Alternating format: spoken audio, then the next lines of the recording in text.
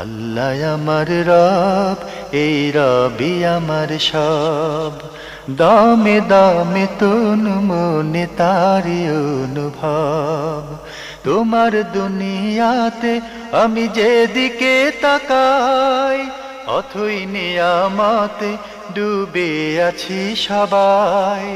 পাক পাখালির গানে শুনি তসবি কলরব, তসবি কলরব। আল্লাহ আমার রব, এই রবি আমার। আসসালামু আলাইকুম। আলহামদুলিল্লাহ, আসসালাতু ওয়াসসালামু আলা রাসূলিল্লাহ। প্রিয় দর্শক, আপনারা যারা দেশে আছেন প্রবাসে, সবাইকে জানাই অনেক অনেক প্রীতি ও শুভেচ্ছা। শুরু হলো এনটিভি আয়োজিত এবং লাভ হলো নিবেদিত অনুষ্ঠান আপনার জিজ্ঞাসা। আপনাদের সাথে আছি আমি জয়নুল আবেদিন আজাদ। আর আপনাদের মনে জাগা প্রশ্নের জিজ্ঞাসার জবাব দিচ্ছেন বিশিষ্ট আলেম ডক্টর মোহাম্মদ সাইফুল্লাহ। আসসালামু আলাইকুম ওরহমতুল্লাহি ওবারাকাতুহ। প্রিয় দর্শক, চলুন তাহলে জিজ্ঞাসার জগতে শুরুতে একটি ইমেল পাঠিয়েছেন মোহাম্মদ জিএম সেলিম, কুয়েত থেকে লিখেছেন, আমরা আপনাদের অনুষ্ঠানে নিয়মিত দর্শক। আমার প্রশ্ন, অনেক সময় ভোরে উঠে দেখি ফজরের সময় শেষ হতে আর সামান্য সময় আছে বা সূর্য উদয়ের সময় হয়ে গেছে, তখন কি করব? 17-18 মিনিট অপেক্ষা করব নাকি তখনই সালাত পড়ে নেব? কি জানতে চেয়েছেন তিনি? সূর্য মানে উদিত হওয়ার সাথে সাথেই পড়ে নেবেন এই কথা বলতে চাচ্ছেন? না, উনি বলছেন যে উঠে পর দেখেন যে ফজর সময় শেষে তার মাত্র অল্প সময় বাকি আছে, অল্প সময় আছে, সূর্য উদয়ের সময় প্রায় কাছাকাছি চলে এসছে, তখনই কি সালাতটা আদায় করবেন না এরপরে 17-18 মিনিট অপেক্ষা করে সালাত আদায় করবেন? ফজর সালাত যদি হয়ে থাকে তাহলে তখনই আদায় করে নেবেন। জালিকা ওয়াক্তুহা, এটাই হচ্ছে এর ওয়াক্ত। ফজর শুধু ফরজ সালাতটা শুধুমাত্র যদি কেউ ঘুম থেকে উঠেন, সূর্য এখনও উঠে নাই, মানে একেবারে কাছাকাছি, তখন তিনি ফজরের সালাত আদায় করে নেবেন। ফরজটাই আদায় করবেন, ফরজটা শুধু আদায় করবেন, সুন্নত পরে করবেন। জি। আমরা জানলাম বিষয়টি সম্পর্কে। প্রিয় দর্শক আরও লিখেছেন, আমরা যারা মালিকানা কাজ করি, আমাদের এখানে কফিলের কাজ শেষ করে বাইরে যদি আলাদা কিছু কাজ করি, এই অর্থ কি আমার জন্য হালাল হবে? এতে তার কাজের কোনো ক্ষতি হচ্ছে না? না, যদি আপনি বাহিরে কোনো কাজ করে থাকেন, আপনার যে দায়িত্ব ডিউটি যেটা আপনাকে দেওয়া আছে সেই ডিউটি পরিপূর্ণ পালন করার পর, তাহলে আপনার মানে সেক্ষেত্রে কাজটি হারাম হবে কেন? হারাম হবে না। তবে ডিউটি অবশ্যই আপনাকে ডিউটির টাইমে অন্য কাজ করতে পারবেন না। ডিউটির টাইমে আপনি অন্য কাজ করতে পারবেন না। ডিউটিকে আপনাকে অবশ্যই পরিপূর্ণ টাইম দিতে হবে। চুক্তিবদ্ধ কাজে ক্ষতি করে করা যাবে না, সে কাজ শেষে যদি পারেন সুযোগ থাকে। সেই কাজের পরে যদি আপনার মানে পার্ট টাইম থাকে অথবা অতিরিক্ত কিছু সুযোগ থাকে, সময় থাকে, সেটাকে আপনি যদি কাজে লাগাতে চান, সেটা আপনার জন্য জায়েজ হবে। এক্ষেত্রে হারাম হওয়ার কোনো কারণ নেই ইনশাআল্লাহ। জি। আরও লিখেছেন, সালাতের সালাম ফিরানোর আগে রব্বানা হাবলানা মিন আজওয়াজিনা ওয়া যারিয়াতিনা কুররাতা আয়ুন, এই দোয়া কি পড়া যাবে? কারণ এটা তো কোরআনের আয়াত। আশা করি উত্তর দিয়ে সহযোগিতা করবেন। জি, পড়তে পারবেন। রব্বানা হাবলানা মিন আজওয়াজিনা ওয়া যুররিয়াতিনা কুররাতা আয়ুন ওয়াজআলনা লিল মুত্তাকিনা ইমামা, সূরা ফুরকানের ৭৪ নম্বর আয়াত। এটা কোরআনের আয়াত হলেও দোয়া হিসেবে এটা আপনি পড়তে পারবেন। জি। আমরা জানলাম বিষয়টি সম্পর্কে। প্রিয় দর্শক, আমাদের হাতে আরও একটি ইমেল পাঠিয়েছেন আনার। এটা আপনার আগের ইমেল, আরও প্রশ্ন আছে। লিখেছেন, নিজে নিজে কোরআন করিম তেলাওয়াত শুনে সূরা মুখস্থ করা যাবে? নামাজ পড়া যাবে? বুঝিয়ে বলবেন। অবশ্যই কোরআন কারিমে তেলাওয়াত শুনে সূরা মুখস্থ করতে পারবেন, নামাজও পড়তে পারবেন, কোনো অসুবিধা নেই। কারণ কোরআন মুখস্থ করার পদ্ধতি মানে শ্রবণও হতে পারে, তেলাওয়াত শুনেও হতে পারে। কারণ অনেকে আছে কোরআন পড়তে পারে না, তিনি যদি শুধুমাত্র ক্যাসেটের মাধ্যমে অথবা তেলাওয়াতের মাধ্যমে যদি রিপিট করেন, সাথে সাথে রিপিট করেন, বারবার মুখস্থ করেন, এভাবেও তিনি মুখস্থ করতে পারবেন, কোনো অসুবিধা নেই। এবং সে মুখস্থ তেলাওয়াত করতে পারবেন এবং সলাতেও তেলাওয়াত করতে পারবেন। এর জন্য শর্ত রয়েছে যদি মুসাফ থেকে মুখস্থ করতে হবে। হ্যাঁ, তবে উত্তম হয় যারা মুখস্থ করেন তারা মুসাফ থেকে মুখস্থ করলে সেটা উত্তম। কারণ হলো মুসাফ যদি থাকে, কোরআনে কারিমের মুসাফ যেটাকে বলা হচ্ছে, ওই মুসাফ যদি থাকে তাহলে আপনার এই মুখস্থটা অনেক বেশি তাসবিত হয়, মানে অনেক বেশি সাবেত হয়, দৃঢ় হয়, শক্তিশালী হয়। আর শুনে শুনে হলে সেটা ওরকম দৃঢ় হবে না, অত শক্তিশালী হবে না। তাহলে আপনাকে অনেক বেশি কী করতে হবে, বারবার বারবার রিপিট করতে হবে। সেক্ষেত্রে আপনি যদি পড়তে না পারেন, মুসহাফ থেকে মুখস্থ করতে না পারেন, আপনি শুনে শুনে মুখস্থ করতে পারবেন, এটা জায়েজ ইনশাআল্লাহ তাআলা। আমরা জানলাম বিষয়টি সম্পর্কে। প্রিয় দর্শক আরও লিখেছেন, সঠিক উচ্চারণ কোনটি, সুবহান আল্লাহ নাকি সুবহানাল্লাহ?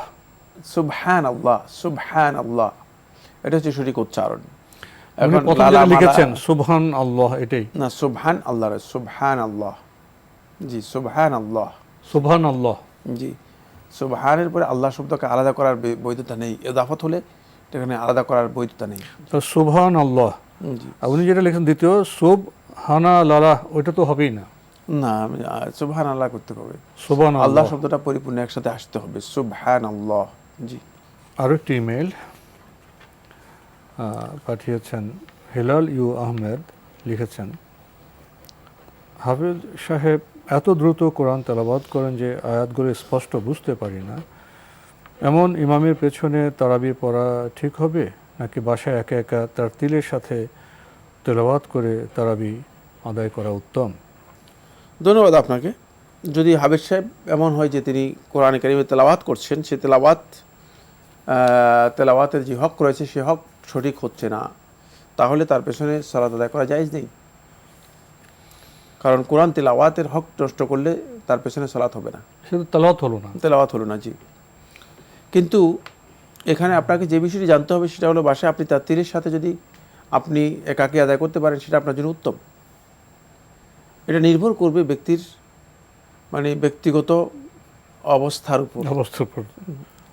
অনেকে আছে যে শেষ পর্যন্ত আর সলাতে আদায় করতে পারেন না, কারণ আপনার যেই মনোবল, মনোসংকল্প, সেটা যদি শক্তিশালী হয় তাহলে আপনি ইমামের চেয়েও শক্তিশালী কী করতে পারবেন, তেলাওয়াত করতে পারবেন, আদায় করতে পারবেন।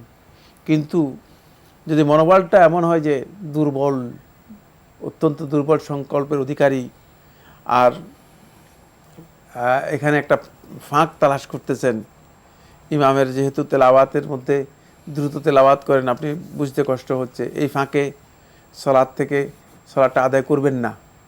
যদি এমন হয় তাহলে এটা বুঝতে হবে যে এটা সুন্দর একটা ওহী আপনার কাছে শয়তানের পক্ষ থেকে, শয়তান আপনাকে এই ওহী দিচ্ছে, বিভ্রান্ত করতেছে। জি, কারণ আপনি ইবাদতটা করতেছেন যে শয়তানের পছন্দ হচ্ছে না, মানে শয়তান চাচ্ছে যে আপনাকে একটা পলিসি করে আপনাকে সালাত এবং জামাত থেকে আলাদা করে নেওয়ার জন্য। শয়তান তো ভালো কথা বলে অনেক ক্ষেত্রে বিভ্রান্ত করে। শয়তানের সমস্ত ভালো কথাই দিয়ে, মানে মানুষদেরকে শয়তান প্রথমে খারাপ কথা দিয়ে, খারাপ কাজের মাধ্যমে খারাপ করতে চায়। যাকে খারাপ দিয়ে করতে পারে না তাকে সবচেয়ে ভালো পরামর্শ, যেভাবে বললে হবে তাকে সেভাবে বলেন, তাকে সবচেয়ে ভালো পরামর্শ দিয়ে শয়তান পথভ্রষ্ট করে। এটা একটা ভালো পরামর্শ এবং সুন্দর কথা যে ইমামের কেরাতের মধ্যে দ্রুত পড়ে সব বোঝা যায় না। পরে দেখবেন যে এরকম অনেক ভাই, অনেক বন্ধু আমাদের শেষ পর্যন্ত দেখা গেছে যে তিনি আর মসজিদেও যান না, আর সালাতও আদায় করেন না। তারাবির সালাতও 2-1 রাকাত আদায় করেন, মাঝে মধ্যে আদায় করেন না। দেখা গেল যে শেষ পর্যন্ত সালাতের তার মনোযোগ নেই, এমনকি তিনি সালাতের প্রতি তার গুরুত্ব হারিয়ে গিয়েছে। খুব ভালো করে একটা বিষয় খেয়াল করুন, এই ইমামের কেরাত আপনি কোরআনে করিমের যদি পুরা 30 পারা কোরআনে করিমের তেলাওয়াতটা শুনেন, তাহলে প্রত্যেকটি অক্ষরে অক্ষরে 10 নেকি করে আপনি পেয়ে যাবেন। যদি আপনার অন্তরের আরও মানে এর প্রতি অনুরাগ এবং ভালোবাসা থাকে, হতে পারে 10কে আল্লাহ তাআলা বৃদ্ধি করে 700 গুণ পর্যন্ত দিতে পারেন। তো আপনি যদি সেখানে না গিয়ে ঘরে যদি আপনি সালাতে আদায় না করেন, তাহলে কত বড় ফজিলত থেকে আপনাকে শয়তান খুব সুন্দর একটা প্রক্রিয়ায় বুদ্ধির সাথে শয়তান আপনাকে কি করেছে, বঞ্চিত করে দিয়েছে। এই বিষয়গুলো বুঝতে হবে। এটা আমাদের অনেক ভাই বন্ধু আছেন, তারা মোটেও বুঝেন না।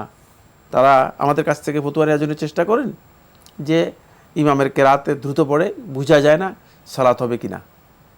তা আমরা বলি যে না, দ্রুত কেরাত পড়বে মানে কেরাতের হক যদি আদায় না হয় থাকে তাহলে তো সালাত হচ্ছে না, সালাত নষ্ট হচ্ছে। কিন্তু এর পেছনে যে আরো কিছু আছে, এর পেছনে যে ডান বাম রয়েছে, মানে কারণ প্রত্যেক জিনিস তো মানে উপরের পৃষ্ঠা আর নিচের পৃষ্ঠা আছে।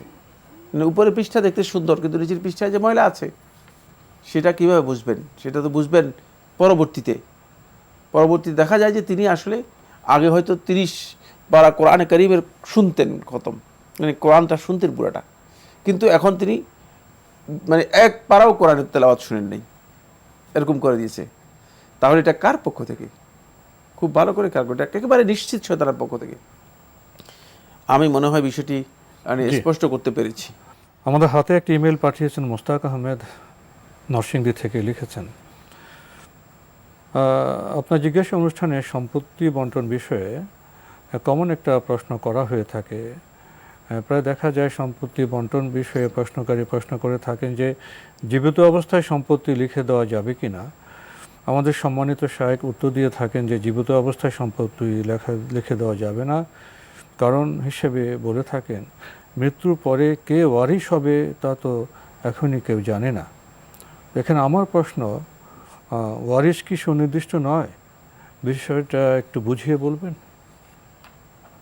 আমরা ওই প্রশ্ন উত্তরের মধ্যে স্পষ্ট করেছি, আপনি যদি একটু ভালো করে শুনতেন তাহলে আপনি জেনে নিতেন যে ওয়ারিশ কারা। ওয়ারিশ সুনির্দিষ্ট করতে হবে। ওয়ারিশ হচ্ছে ওই সমস্ত ব্যক্তিরা যারা মৃত্যুর পরে জীবিত থাকবে। এখন আমি কিভাবে বুঝবেন আপনার মৃত্যু পরে কে কে জীবিত থাকবে? আর আপনার মৃত্যু কি আপনার সন্তানদের আগে হবে না পরে হবে জানেন কিভাবে? খুবই সহজ কথা, কেন এত কঠিন করে আমরা বোঝার চেষ্টা করতেছি?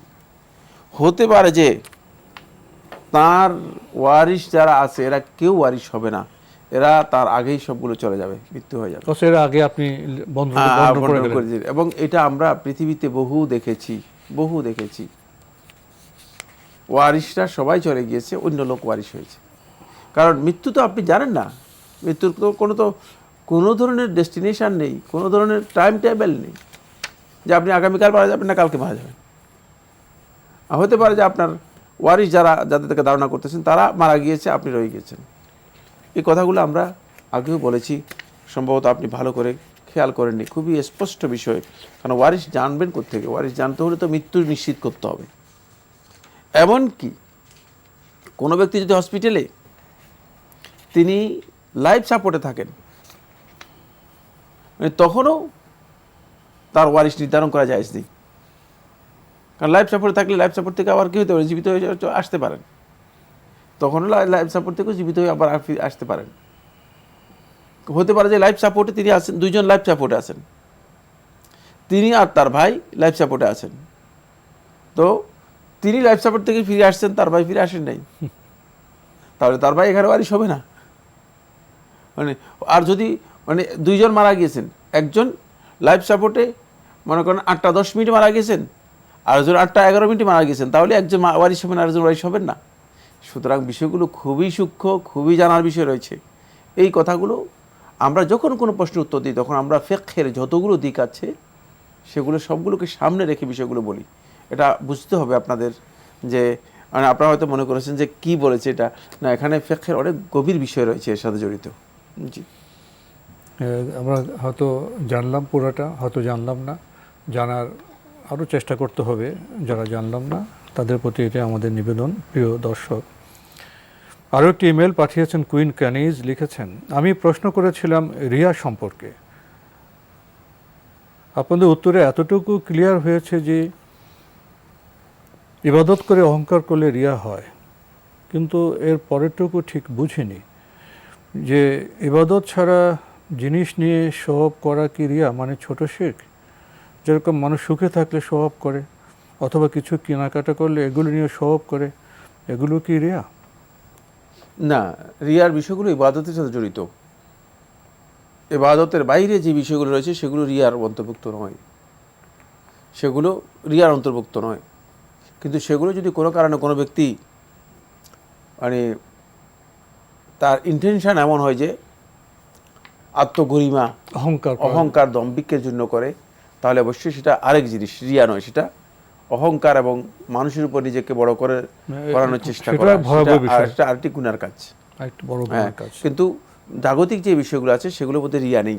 রিয়া হচ্ছে ইবাদতের ক্ষেত্রে। জি, আশা করি আমরা বিষয়টি উপলব্ধি করব। প্রিয় দর্শক, আমাদের হাতে আরও একটি ইমেল পাঠিয়েছেন সোহেল চৌধুরী, জিন্দাবাজার, সিলহেট থেকে লিখেছেন, ব্যবসায়িক লেনদেন জায়েজ হওয়ার জন্য লিখিত চুক্তি হওয়া কি বাধ্যতামূলক? সাক্ষী রেখে মৌখিক চুক্তি করলে সেটা কি নাজায়েজ হয়ে যাবে? নাজায়েজ হবে না, কিন্তু বর্তমান যুগে এই কাজটি বৈধ নয়। তার কারণ হচ্ছে সাক্ষী যাকে রাখছেন তিনি যদি মারা যান, তাহলে অবশ্যই আপনার কাছে একটা ডকুমেন্ট তো থাকতে হবে। সাক্ষী রাখার কথা বলা হয়েছে যেখানে লেখার সুযোগ নেই সেখানে, যে জায়গায় লেখার সুযোগ নেই সেখানে সাক্ষীর কথা এসেছে। এখন সাক্ষী যদি আপনার মানে রাখেন, ভালো, রাখতে পারবেন, কিন্তু অবশ্যই লিখিত চুক্তি হলে সেখানে তো সাক্ষী থাকে। সেখানে সাক্ষী থাকে। লিখিত চুক্তি হলে যদি কোনো কারণে সাক্ষী নাও থাকে, আপনার কাছে ডকুমেন্ট থাকলে আপনি দুই পক্ষের স্বাক্ষর থাকলে আপনি জাতীয় এবং আন্তর্জাতিক আইনের অধীনে আসতে পারবেন। অন্যথায় মৌখিক কথা এখন বর্তমান পৃথিবীতে আইন হিসেবে গ্রহণযোগ্য হয় না। তাই বর্তমানে এটি বাধ্যবাধকতার বিষয় রয়েছে। মানে কারণ হলো আইনের যদি বিষয় হয় থাকে চুক্তিগুলো অবশ্যই লিখিত হতে হবে। ফলে কোনো মৌখিক চুক্তি বর্তমান আইন অনুযায়ী গ্রহণযোগ্য হয় না। জি, কারণ আমরা তো ইসলামের বিধানও জানবো, সাথে অবশ্যই আমাকে জানতে হবে যে আইনে সেটা কি দেশের আইনে আদৌ এটা কি গ্রহণযোগ্য হবে কিনা। কারণ আপনি ইসলামের বিধান অনুযায়ী এই বিষয়গুলোকে যদি স্টাবলিশ করতে হয়, তাহলে আপনার আইনও কি করতে হবে, আইনও জানতে হবে। আইন না জানলে চলবে না। মানে এখানে প্রসঙ্গত একটি কিচ্ছা আমার মনে পড়েছে, সেটা আমি বলে দিই। সেটা হলো এই যে এক ব্যক্তি, একটা জনপদ ছিল, এটার নাম হচ্ছে কারিয়াতুল কাদ্দাব, মিথ্যুকদের কারিয়া। মানে সব লোক মিথ্যা বলতো, সবাই মিথ্যুক ছিল, সব কাদ্দাব ছিল। এটা মানে কিতাবের মধ্যে এসেছে সব মিথ্যুক ছিল। তো সেই লোক ওই জায়গাতে গিয়ে বিয়ে করেছে দুজন সাক্ষী রেখে বিয়ে করেছে। এরপরে সে ব্যক্তি তার স্ত্রীকে নিয়ে এলাকায় এসেছে এবং এলাকায় কিছুদিন ছিল। তারপরে স্ত্রীর সাথে মনোমালিন্য হওয়ার কারণে তারপরে মানে স্ত্রীকে বিদায় করে দিয়েছে, বা স্ত্রীর সাথে মনোমালিন্য হওয়ার কারণে স্ত্রী চলে এসেছে। স্ত্রী তার বিরুদ্ধে কাজীর কাছে স্ত্রী বলেছে যে অমুকে আমার সাথে বিয়ে হয়েছে, আমি সেখানে ছিলাম, আমার সাথে এখন সে দুর্ব্যবহার করে আমাকে বের করে দিয়েছে, অথবা আমাকে পাঠিয়ে দিয়েছে, বাড়িতে পাঠিয়ে দিয়েছে, বলে সাক্ষী নিয়ে আসো। তো ওই দুইজন সাক্ষী নিয়ে আসছে, যে দুজনকে সাক্ষী রেখেছিল। ওই দুইজনকে সাক্ষী নিয়ে আসার পরে দুজনকে কাজে জিজ্ঞেস করলো, তোমরা কি জানো যে তার সাথে এদের সাথে বিয়ে হয়েছে? বলছে না, এর কোনো বিয়ে হয় নাই। কারণ এরা হলো মিথ্যুকের ওই গ্রামের লোক। বলছে না, কোনো বিয়ে হয় নাই। একজন আর একজন দিকে তাকাচ্ছে যে তারা তো আসলে জানে, কিন্তু তারা এখানে মিথ্যা বলতেছে। তখন কাজী সাহেব জিজ্ঞেস করলেন যে আচ্ছা, আমি তো দেখলাম যে এখন তো কোনো সাক্ষী নেই তোমার। তখন কাজী সাহেব বললো যে আচ্ছা, তুমি যেখানে ছিলা, যে জায়গায় ছিলা, যে বাড়িতে ছিলা, সে বাড়িতে কুকুর ছিল কিনা? বলছে হ্যাঁ, কুকুর ছিল। বলতে কুকুর ছিল? নিশ্চিত তুমি কুকুর ছিল? বলে হ্যাঁ, কুকুর ছিল। আমি যেখানে ছিলাম সেখানে আমি 2-3 বছর ছিলাম, কুকুর ছিল। তখন কাজী সাহেব বলছে কুকুর ছিল তুমি নিশ্চিত? বলছে হ্যাঁ ছিল। তখন সাক্ষীর একজন আরেকজন জিজ্ঞেস করছে যে কুকুরের সাক্ষী গ্রহণ করবে? কাজী সাহেবকে বলে যে কাজী সাহেব, কুকুর কি সাক্ষী গ্রহণ করবেন? বলেছে হ্যাঁ, প্রয়োজনে কুকুর সাক্ষী গ্রহণ করবো, মানুষের সাক্ষী না পেলে কুকুর সাক্ষী। তখন বলে যে আমরা জানি এখানে বিয়ে হয়েছে, আমরা জানি।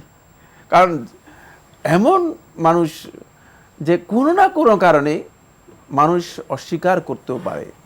এজন্য ইসলাম লেখার যে দিক নির্দেশনা দিয়েছে, এটা অত্যন্ত গুরুত্বপূর্ণ বিষয়। চুক্তিতে খুবই গুরুত্বপূর্ণ, আমরা নানাভাবে জানলাম। প্রিয় দর্শক, আরও লিখেছেন, আমাদের দেশে শরিয়া ভিত্তিক যে ব্যাংকগুলো আছে, ওই ব্যাংকগুলোর শেয়ার মার্কেট থেকে ক্রয় বিক্রয় করা কি জায়েজ হবে? ব্যাংকের শেয়ার, শরিয়া ভিত্তিক যে ব্যাংকগুলো আছে, শরিয়া ভিত্তিক যে সমস্ত ব্যাংক রয়েছে, সেই ব্যাংকগুলোর শেয়ারগুলো যদি আপনি ক্রয় বিক্রয় করেন বেচা কেনার জন্য, সেগুলো ব্যবহার করা জায়েজ রয়েছে, এটাই বিশুদ্ধ বক্তব্য। জি, তো আজকে আমাদের এখানে শেষ করতে হচ্ছে। আপনাকে অনেক ধন্যবাদ। আপনাকে অনেক ধন্যবাদ। প্রিয় দর্শক, আমরা দেখছিলাম এনটিভি আয়োজিত এবং লাভেলো নিবেদিত অনুষ্ঠান আপনার জিজ্ঞাসা। আমাদের এই অনুষ্ঠান আপনারা এনটিভি অনলাইনেও দেখতে পারবেন। ভিজিট করুন www.ntvbd.com। এছাড়া ইউটিউবে এবং আমাদের ভেরিফাইড ফেসবুক পেজে অনুষ্ঠান দেখতে পারবেন।